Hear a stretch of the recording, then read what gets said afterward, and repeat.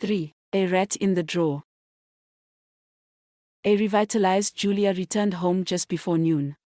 She went straight to the bedroom, picked up the phone and called the hospital. Dr. Dan Moyo. A minute please, said the operator's voice at the other end. There was a faint click and then Dan's voice was on the line. Moyo here, good morning. Dan. Phew, Julie. Where have you been? You called? Yeah. I went to see Sibongile. Oh, how's she? And how's big girl Tendehai? Still dying for ice creams, is she? Julia ignored the questions and proceeded to ask hers. Are you coming for lunch? What time? Shall I wait for you? There was a heavy sigh from Dan. You fine, Dan? She asked anxiously. Julie. I've lost the patient. Which one? The one I told you about.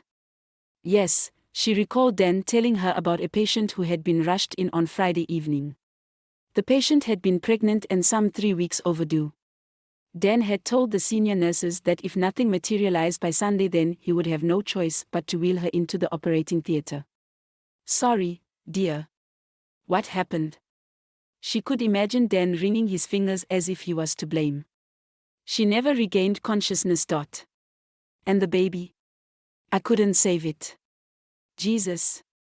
God's wish. You tried your best, Dan. There was a pause. A long one. I'll see you later then, Dan finally said.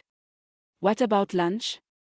Go ahead, darling, see you later. Bye. Bye. Julia replaced the receiver slowly. You are not to blame, Dan. If the patient had no will to live, there was nothing you could do. Nothing at all. Don't blame yourself. You're a top doctor, everybody knows that. How many lives have you saved so far? There you are. Just you wait until Christmas and you'll see how many gifts you will get from the Asians and the other black Englishmen. You are tops, Dan. She had a light meal before turning to her knitting kit. Just then she suddenly realized she had overlooked something. Good God. She called for Alone, the houseboy, who appeared within seconds as if he'd been waiting for her summons. Anybody ring while I was away? Yes, madam. Why didn't you tell me? The man left no message. I asked him to but he said no. What did he want? He wanted to speak to the madam. To me? His name? He didn't tell me his name, madam. What did he actually say? He said he wanted to speak to the madam. And what did you say? I said the madam had gone away, any message? And what did he say? He said no message, Alone replied. Then he said if you hide a rat in the drawer it tends to stink. I see. He said that. What are you trying to say, Alphonse? What rat are you talking about? Are you trying to tell me anything? Why don't you leave me alone, Alphonse?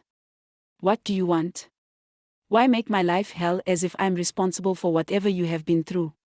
If anything, I am the one who's supposed to hit back. Am I not the little girl you made pregnant when she was 13? Am I not the little girl you took advantage of? You acted on my ignorance, took advantage of my innocence, and let me play a game whose rules I didn't know. You almost made a mess of my life, Alphonse. If it hadn't been for my mother, I would have ended up being a primary school dropout. But my mother's love triumphed. She did what she thought was proper and here I am today, married to a well-to-do young doctor. What else do I want? If I want a job today, tomorrow, I'll get it. But Dan doesn't want me to work, not yet. And I'm not complaining. Look, Alphonse, leave me alone. Can I go, madam? Alone asked. Julia had forgotten he was still squatting at a distance, waiting for the word go. Fine. She nodded, cautioning herself that you don't become engrossed in thoughts in front of servants. Anything peculiar in your behavior is bound to spark off gossip. You've to be composed every time they're around, she thought. I'll fight to the end, she swore softly, gritting her teeth like a snarling dog. Dan and I took an oath that only death will part us. And for sure only death will.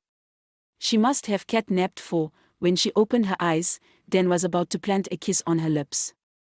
Dan. I'm back. Phew, he sighed, sinking into the chair next to hers. He looked as tired as a miner at the end of a hard day. Lunch? No, thank you, he said, patting the back of her hand lightly. Still thinking about the patient? He grunted, closing his eyes for a moment. When he opened them, he said, by the way, I met some drunk at the hospital. He was a bloody nuisance. Julia felt the blood going away from her face. Could it be? Who? He claims he's an uncle or something. Your uncle? Yours. Mine. Oh, Alphonse, what are you trying to do? Trying to introduce yourself to Dan. Good God. From your home area, anyway. What did he want? What else? Money. He was a bloody bore. I almost spat in his face. But, Dan, I don't have an uncle who. I know, this bloke, though, seems to know your family pretty well. Julia sat back as if someone had hit her hard. Alphonse, why don't you leave me alone? Can't you see you're breaking the life I took years to build? So you gave him some money? Well, I had no choice. What did he say? Julia looked at Dan questioningly to see whether he was holding back something. She wanted to know absolutely everything the drunkard had been saying to him. I told you the man was sloshed, he mumbled something about a rat in a drawer. It didn't make sense to me. Anyway, forget it, he said, trying to cheer her up when he noticed that she was looking somewhat depressed. You said he was my relative. I said he claimed he was. Phew, Julie, forget it. We meet such people every day. But Julia wasn't going to forget it at all. Alphonse was making signs that he was going to brew trouble for her. Then Dan changed the subject and told her that Dr. Ken Gulliver wasn't back yet from a seminar in Nairobi. Did she know what that meant? Dan would have to go to the health workshop at Club Matola, that's what it meant. A 7-day workshop. 7 days. They had never been away from each other that long.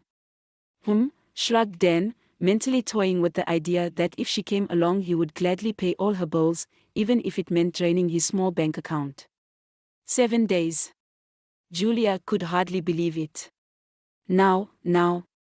When are you supposed to leave, Dan? Today. Good God. No way, she protested angrily. You don't tell people to attend workshops the same day as if they weren't married. Pure selfishness. Don't tell me you said yes, she demanded, her eyes flashing. And her eyes were saying, I hope you are not going with one of those nurses, Dan. I've noticed that their interest in you is more than I can bear. It is more than just professional interest. Don't tell me you said yes, she demanded again. Instead of answering, Dan got up, went to the bedroom and picked up the phone. Then he dialed the medical superintendent's house. He was told to call back since the MS was having a nap. It's urgent, said Dan. To hell with afternoon naps. Doctors don't need them. May I know who's speaking? Dr. Dan Moyo. Hang on, said the voice at the other end.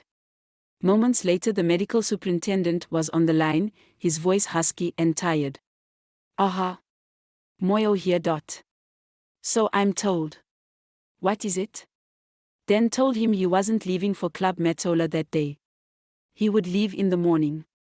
Something had cropped up which demanded his attention. You are leaving today. That's an order, roared the MS, who had a nasty suspicion that the youth of today were out to declare war on the old folk and what they stood for. But, sir, I've explained that there's something important. I said it's an order. Jesus, but. Aha. I can't go today. Tomorrow, yes. But not today, sir. The MS was silent for a while. He knew he had no real power over the young man. What more? Most of these young men, once frustrated, did not hesitate before quitting their job to try their luck elsewhere. Did he want to frustrate this particular young man? No. But the medical superintendent couldn't help throwing in a parting shot. Perhaps I should tell the undersecretary about your, unwillingness to take orders from me. Maybe, Dan said sourly. I will, grunted the medical superintendent and banged the phone down. But Dan took his time in replacing his receiver. When he looked up, he noticed Julia watching him from the doorway. I'll leave tomorrow, darling. Not today, he said with a smile. I heard, Julia smiled back, relieved like a child who realizes it stopped raining so she can go out to play again. I'm going to miss you, Dan dear.